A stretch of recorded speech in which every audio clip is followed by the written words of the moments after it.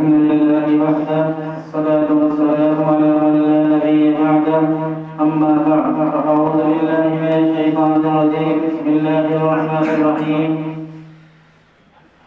يا أيها الذين آمنوا إذا قمتم إلى الصلاة فاغسلوا وجوهكم وأيديكم إلى المرافق وامسحوا برؤوسكم وأرجلكم إلى الكعبين وإن كنتم جنبا فاطهروا أو كما قال الله تبارك وتعالى. وقال النبي صلى الله عليه وسلم الطهور شطر الإيمان أو كما قال النبي صلى الله عليه وسلم. معزز سامعین کرام، طہارت اور پاکیزگی نظافت یہ ہمارا خاصہ ہماری علامت اور پہچان ہے. طہارت نظافت پاکیزگی یہ اللہ کے نزدیک بڑی ہی ممنوع اور بہت ہی پسندیدہ چیز ہے.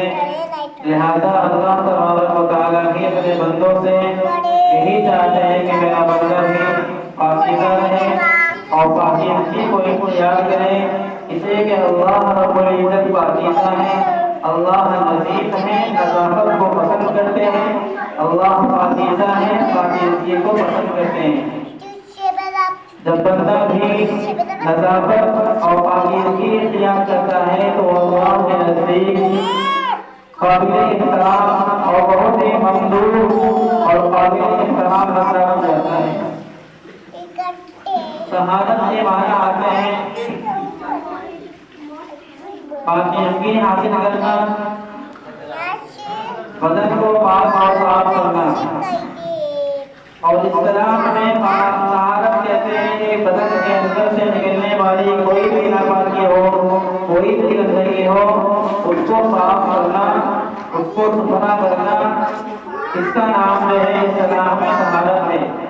اب طہارت کے دو طریقے ہیں، ایک ہو طہارت اصغر یعنی چھوٹی طہارت، ایک ہے طہارت اکبر بڑی طہارت. طہارت اصغر جب بھی معتبر ہوتی ہے جب طہارت اکبر ہو. جب تک بڑی طہارت یعنی غسل نہیں پایا جائے گا اس وقت تک طہارت اکبر طہارت اصغر یعنی چھوٹی طہارت جسے وضو کہتے ہیں وہ نہیں پائی جائے گی. تو وضو کی بنیاد جو ہے غسل کے اوپر ہے. جب تک ہمارا غسل مکمل نہیں رہے گا اس وقت تک جو ہے ہمارا وضو نہیں ہو سکتا. یعنی وضو کی بنیاد بنیاد غسل ہے. جب غسل موجود ہوگا تبھی وضو پایا جائے گا. اس لیے پہلے ہمیں جو ہے غسل کا طریقہ سیکھنا ہے کہ غسل میں کتنے فرائض ہیں، کہ اگر وہ فرائض ہم ادا کرتے ہیں تبھی ہمارا غسل مانا جائے گا.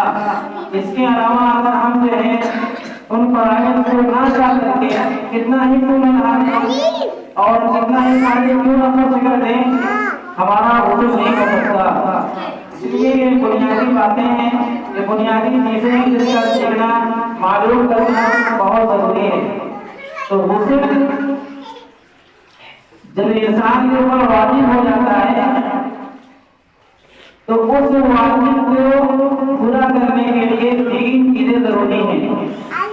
یعنی غسل حاصل کرنے کے لیے پہلی چیز ہے کلی کرنا. یعنی اگر ہم ناپاک ہیں تو اس واجب کو حاصل کرنے کے لیے پہلے ہمیں کلی کرنا ضروری ہے. منہ کے اندر پانی کو گھما کر کے باہر پھینک دینا کو کلی کہتے ہیں. تو کلی ایک مرتبہ کرنا فرض ہے، 3 مرتبہ کرنا سنت ہے. وضو اگر روزہ نہ ہو تو غرارہ بھی کر لے بہتر ہے. اگر روزہ کی حالت میں تو غرارہ نہ کرے. اس لیے کہ غالب امکان یہ ہے کہ پانی حلق کے طور پر جانے کی وجہ سے روزہ جاتا رہے گا، یعنی روزہ بھول جائے گا. اس لیے جب روزے سے ہو تو غرارہ نہ کرے. تو ایک مرتبہ کلی کرنا یہ فرض ہے. پھر اس کے بعد ناک میں پانی ڈالنا. ناک میں ایک گھنٹی ہوتی ہے جہاں سے پانی کرنا شروع ہوتا ہے، وہاں سے ڈالنا ضروری نہیں ہے. بعض لوگ کہتے ہیں کہ ناک کے نئے گھنٹی تک پانی ڈالنا. ناک کے نئے گھنٹی تک پانی ڈالنا ضروری نہیں ہے، بلکہ جہاں تک پانی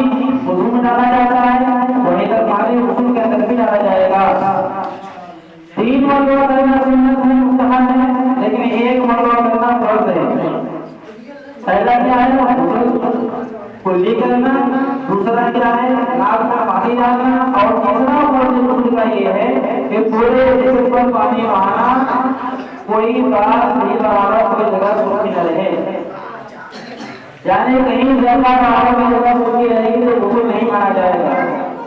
ये तीन फराइज हैं गुस्ल के अंदर।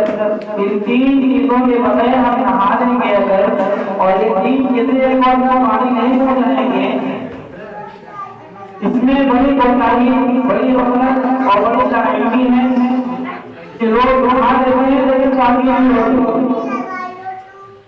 अक्सर जो है लोग इससे नाराज होने के लिए जो गुस्ल फर्ज होता है, जिन चीजों से गुस्ल फर्ज होता है, जो गुस्ल फर्ज होता है इंसान के ऊपर नहाना जरूरी है, वाजिब है, उसके बगैर जो हम मस्जिद में हाजिर हो सकते हैं, न पढ़ाई कर सकते हैं, न नमाज पढ़ सकते हैं। तो आपको गुस्ल फर्ज होना हमारे ऊपर, उस गुस्ल को हासिल करने के लिए, पाकीज़गी हासिल करने के लिए कितने ज़राए हैं और कितनी चीजें जरूरी हैं, वो उसका भी हमें नहीं है। तो जब हमारा गुस्ल ही नहीं हुआ, हमने फराइज़ पूरा नहीं किया। फराइज़ कहते हैं कि जिस चीज के अंदर जो चीज बहुत जरूरी हो, उसके करने से उस चीज का वजूद हो, वो चीज पाई जाए, और उसके अंदर करने से उस चीज का वजूद नहीं हो।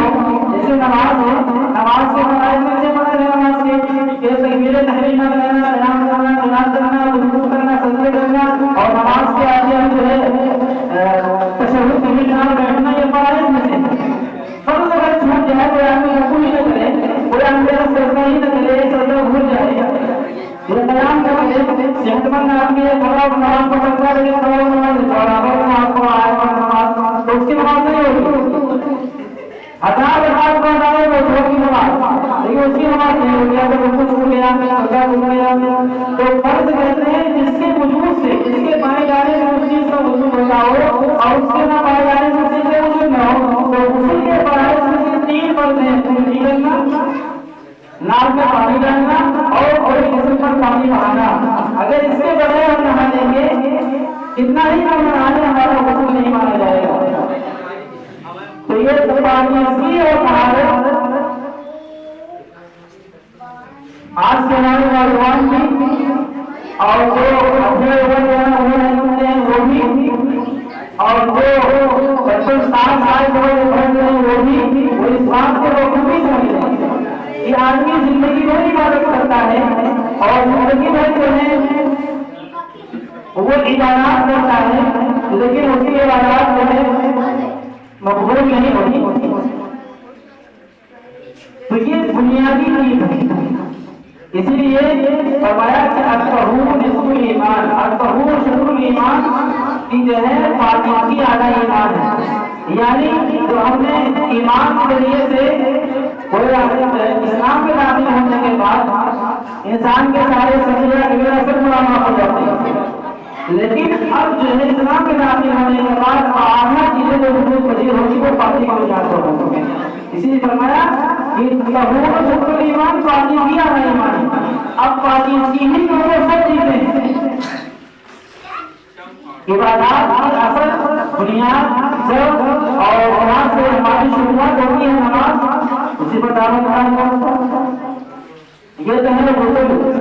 इसके अलावा जो भी चीजें गुस्ल में सुन्नत है, मुस्तहब है, और इसके अलावा जो थोड़ी सी तहारत जिसे बोलते हैं, छोटी तहारत है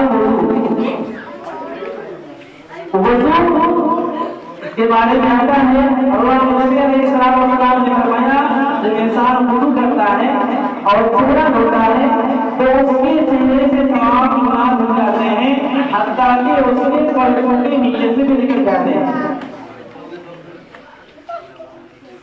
और जब वो अपना हाथ धोता है तो उसके हाथ से सारे गुनाह निकल जाते हैं। जो उसने गुनाह हाथों के जरिए से गुनाह किए थे वो सारे गुनाह पानी के वजू के साथ, पानी के आखिरी कतरे के साथ सब निकल जाते हैं, हत्ता कि नाखूनों के नीचे से भी निकल जाते हैं। ऐसे ही इंसान जब मसा करता है तो हदीस शरीफ में आता है कि उसके सर के जरिए से जो गुनाह होते वो सारे पानी के आखिरी कतरे के साथ निकल जाते हैं, हत्ता कि उसके कानों के नीचे से भी निकल जाते हैं। ऐसे जब इंसान पैर धोता है तो पैर के धुलने के बाद पैर के کے ذریعے ہونے والے سارے گناہ انسان کے ذریعے پانی کے آخری قطرے کے ساتھ نکل جاتے ہیں، حتیٰ کہ پیر کے ناخنوں کے نیچے سے نکل جاتے ہیں۔ حدیث شریف میں آتا ہے کہ نبی علیہ السلام نے فرمایا کہ اچھی طرح وضو کرنا، پھر خشوع اور خضوع کی رعایت کرتے ہوئے اچھی طریقے سے نماز پڑھنا، یہ انسان کے اس نماز سے پہلے جتنے بھی گناہ ہوئے تھے اس کا کفارہ بن جاتے ہیں، سارے گناہ معاف ہو جاتے ہیں۔ کامل درجے کا وضو، تمام آداب اور مستحبات کو رعایت کرتے ہوئے وضو کریں۔ جلدی بلدی نہیں، ٹھنڈی کا موسم میں جلدی سے وضو کر لیا، ٹھنڈی موسم کیا ہے کہ انسان کی خال خشک ہو جاتی ہے اور بعض جو ہے خال کے اندر جو ہے پانی صحیح طریقے سے پہنچ نہیں پاتا، شاید نہیں کر پاتا، تو اس سے وضو نہیں ہوتا ہے، کڑیاں خشک رہ جاتی ہیں اور بہڑیاں خشک رہ جاتی ہیں اور جلدی جلدی میں وضو کرنے کے بعد وضو نہیں ہوتا۔ کامل درجے سے وضو کرنا، مکمل رعایت کرتے ہوئے اور اسی طریقے سے مکمل رعایت کرتے ہوئے اچھی طریقے سے نماز پڑھنا، رکوع بھی اطمینان سے کرے، سجدہ بھی اطمینان سے کرے، قیام بھی اطمینان سے کرے، قاعدہ بھی اطمینان سے کرے اور سجدہ بھی اطمینان سے کرے، تو ایسی نماز اور ایسی وضو انسان کے پچھلے گناہوں کا کفارہ ہو جاتی ہے اور سارے گناہ معاف ہو جاتے ہیں۔ اللہ کے دین میں کیا کمی ہے؟ اللہ چاہے تو کوئی انسانی کو معاف کر دے، ایک مرتبہ گناہ کرنے والا چاہے کوئی انسانی کو معاف کر دے، جس کو اللہ کے دین میں کچھ کمی نہیں ہے۔ اللہ دینے والا ہے، مانگتا ہی ہے، ہم لینے والے ہی نہیں ہیں۔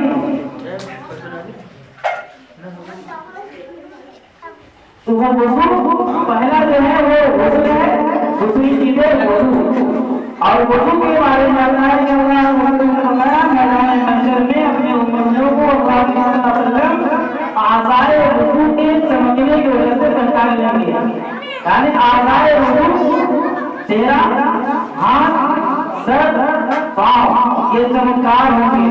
جن اعضاء پر وضو کیا جاتا ہے اللہ کے نبی صلی اللہ علیہ وسلم اپنے امتیوں کو اعضائے وضو کے روشن ہونے کی وجہ سے میدان محشر سے پہچان لیں میرے امتی ہیں۔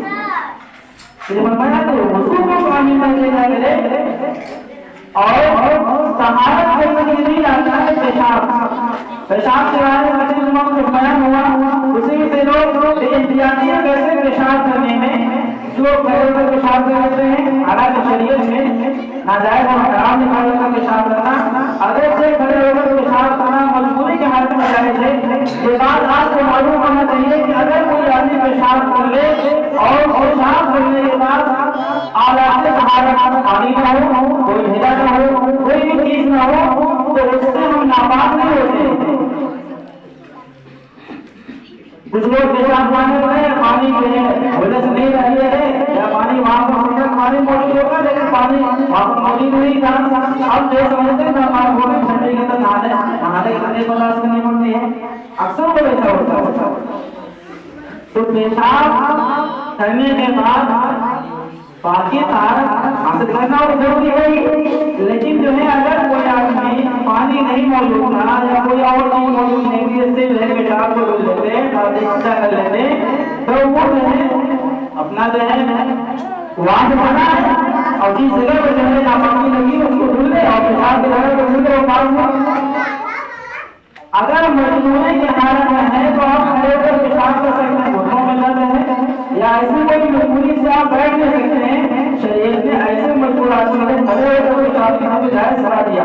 دراصل کھڑے ہو کر پیشاب کرنا یہ انسانیت نہیں ہے، یہ انسانیت کے خلاف ہے۔